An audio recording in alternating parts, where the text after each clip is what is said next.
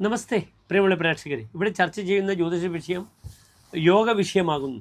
കല്യാണവർമാവിൻ്റെ സാരാവലിയിൽ അദ്ദേഹം 18ാമത്തെ അധ്യായത്തിൽ നിരൂപണം ചെയ്തത് പഞ്ചഗ്രഹങ്ങളുടെ യോഗമാണ്.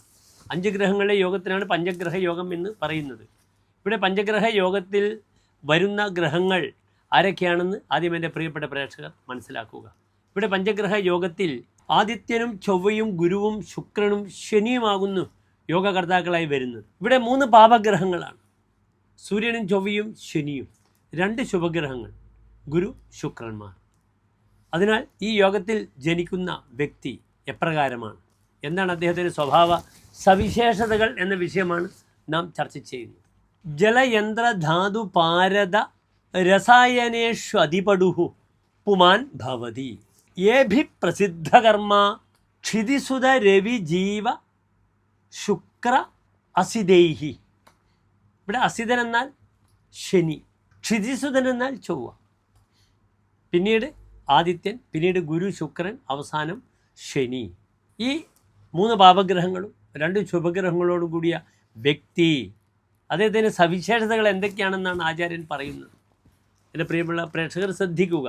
അദ്ദേഹം ജലയന്ത്ര ധാതു പാരത രസായനേഷു അധിപടുഹു, അത്യന്തം പടുഹു അധിപടുഹു, അങ്ങേറ്റ സാമർഥ്യമുണ്ട്. എന്തിനൊക്കെ? ജലയന്ത്ര പടുഹു ഭവതി, ജലവുമായി ബന്ധപ്പെടുന്ന യന്ത്രങ്ങളിൽ അദ്ദേഹത്തിന് പഠിത്തമുണ്ട്. ഉദാഹരണം കപ്പൽ, ബോട്ട് അല്ലെങ്കിൽ തോണി, ഇതുമായി ബന്ധപ്പെടുന്ന ശില്പ വൈദഗ്ധ്യങ്ങൾ, ഇതുമായി ബന്ധപ്പെടുന്ന യാന്ത്രിക വിഷയങ്ങൾ. അപ്രകാരം തന്നെ നേവൽ ഓഫീസർമാരാകാൻ ഇന്നത്തെ ആധുനിക ശാസ്ത്രത്തിൽ നേവിയുമായി ബന്ധപ്പെടുന്ന ടെക്നോളജി, അതിൻ്റെ എൻജിനീയറിങ്, ഇതിലൊക്കെ അദ്ദേഹം വളരെ നിഷ്ഠാതനാണ്.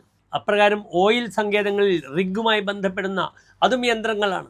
അതുമായി ബന്ധപ്പെടുന്ന പ്രവർത്തനങ്ങളിൽ പടുവാണ്, അങ്ങേറ്റം നിഷ്ണാതനാണ്. അപ്രകാരം തന്നെ അദ്ദേഹം ധാതുകുശലനാണ്.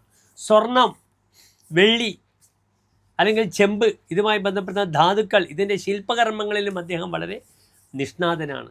പിന്നീട് പാരദഹ എന്ന് സംസ്കൃതത്തിൽ പറയുമ്പോൾ ഈ സ്വർണ്ണവുമായി ബന്ധപ്പെടുന്ന ആഭരണങ്ങളൊക്കെ ഉണ്ടാക്കുമ്പോൾ അവിടെ ചേർക്കുന്ന കെമിക്കൽസ്, രസായനം, മെർക്കുറി, സൾഫ്യൂരിക് ആസിഡ്, ഇതുമായി ബന്ധപ്പെടുന്ന വസ്തുക്കളാണ് പാരദങ്ങൾ എന്ന് പറയുന്നത്. അപ്രകാരം തന്നെ രസായനേഷു അധിപടും, രസായനം എന്നാൽ കെമിക്കലാണ്. കെമിക്കലുമായി ബന്ധപ്പെടുന്ന വിഷയത്തിൽ, ഔഷധവുമായി ബന്ധപ്പെടുന്ന വിഷയത്തിൽ, കെമിക്കൽ എഞ്ചിനീയറിംഗ് അല്ലെങ്കിൽ ഔഷധം, എല്ലാ ഔഷധങ്ങളും വിഷം തന്നെയാണ്. എല്ലാ ഔഷധങ്ങളെയും എംബ്ലം സർപ്പമാണ്. സർപ്പത്തിനെ തലകീഴ്ത്തി നിൽക്കുന്നതാണ് മെഡിക്കൽ ഷോപ്പിൻ്റെയൊക്കെ എംബ്ലം, ഡോക്ടർമാരുടെ എംബ്ലം അത് തന്നെയാണ്.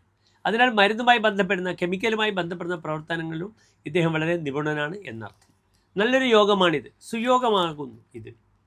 ഏഭി പ്രസിദ്ധകർമ്മ, ഈ മേൽപ്പറഞ്ഞ വസ്തുക്കളിലൊക്കെ പ്രസിദ്ധമായ കർമ്മം കൊണ്ട് പ്രസിദ്ധനാകും അദ്ദേഹം. എന്ന് വെച്ചാൽ ഇദ്ദേഹം ഇതിൻ്റെയൊക്കെ നിർമ്മാണങ്ങൾ, യൂണിറ്റുകൾ ഉണ്ടാക്കും, ജോലിക്കാരെ വെച്ച് ഇതൊക്കെ ചെയ്യും.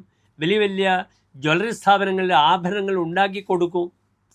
വലിയ വലിയ ബോട്ടുകളും കപ്പലുകളും ആഡംബര നൗകകളും സൃഷ്ടിച്ചു കൊടുക്കും. കാരണം ആഡംബരം എന്ന് പറയണം, ഈ യോഗത്തിൽ ശുക്രനുണ്ട്.